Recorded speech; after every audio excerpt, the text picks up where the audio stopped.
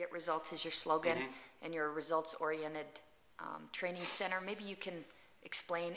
Obviously, results are important. I mean, well, I think results are critical. If I went to work every day, 8 hours a day or 10 hours a day, like a lot of people do, and I never got a paycheck, I would not want to keep going to that job.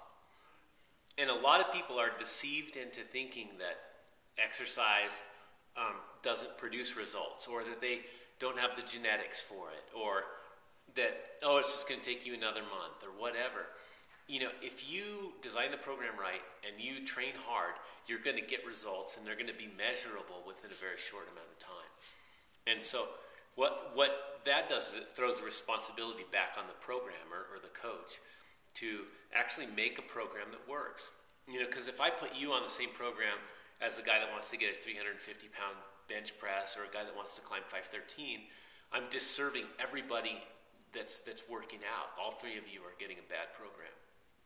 And so the more specific your needs are, the more you have to address that in a program. But we can get results. We can get them from just about anybody. Yeah, well, lots of people are getting results, so great job on that. What else do you provide as a trainer? Do you provide guidance on diet and lifestyle changes? Yeah, nutrition. We used to tell people that nutrition was half a training. You know, you come in and we're going to get you skinny. You know, like 8 out of 10 of our people are weight loss athletes, and so we go, 50% of it is going to be your nutrition. But then we went to, it's 60%, and then it's 70% because they're not doing it. And pretty soon you realize that 99% of the effort is the nutrition, because they're on their own for that. And so we do a lot of nutrition recommendation. We don't do many prescription or anything like that. I'm not a dietitian, but we can give some pretty good guidelines on how to eat. We get a lot of people that don't have a clear picture of what they want out of training when they come through the door. They'll euphemize when they walk through, and they'll say, well, I want to tone up, kind of get back in shape, get stronger. One of my favorite euphemisms is, need to increase my core strength. When people come in and they say they need to increase their core strength, they better have a bad back, because if they don't, it means they think their gut looks fat. Okay. And increasing your core strength and losing fat in your stomach are totally different things. And so come in, be honest about what your goals are. Say, look at this, I got 5 pounds of fat I need to lose, and that's what I want to work on. Because then we can really get somewhere. Are most of your clients, is their number one thing, would you say, I want to lose some weight? Would you say that's pretty darn common here? Yeah, and a lot of people will go like, I want to do this 5K or this marathon or whatever, but that's all veiled as a concrete goal within the, I want to get skinnier. Right. And the thing is here's I think the bottom line is, we all want to be happy. And we feel like happiness is going to come to us from external sources. And one of the quickest way to an external source of happiness is to be good looking. And that's the thing, is like, we laugh at it, but like, looking good naked is the number one goal for anybody to do exercise. It's not like, ooh, I'm going to live longer, or I'm not going to have a heart attack, or I'm not going to get cancer. It's like, those aren't tangible enough, but getting sexy, it really is.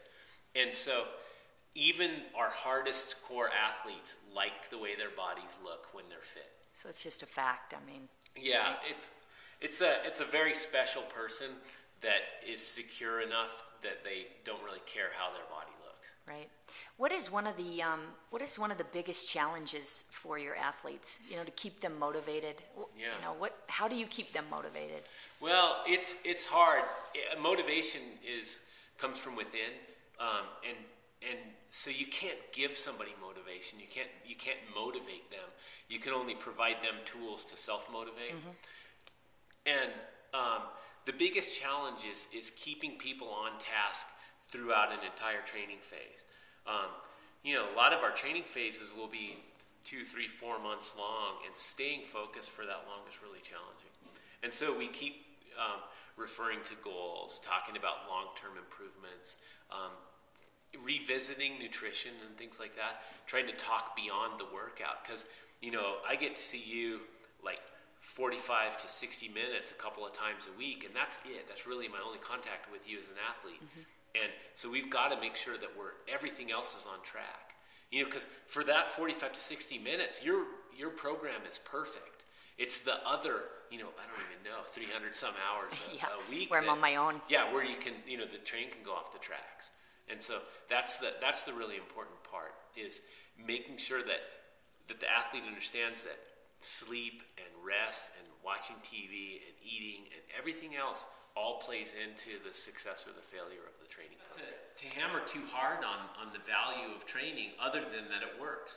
And if you've tried everything else, if you bought P90X and you own a Bowflex and you know had the Suzanne Summers videos and you still aren't in your ultimate fitness, it's probably worth at least consulting with a fitness professional to see if they can help you. You know, we've all got cable TV. You know, most people eat out more than once a week.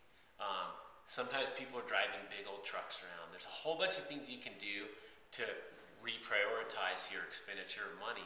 If your health and fitness is a really important one of them and you're not getting there, it might be something worth looking at.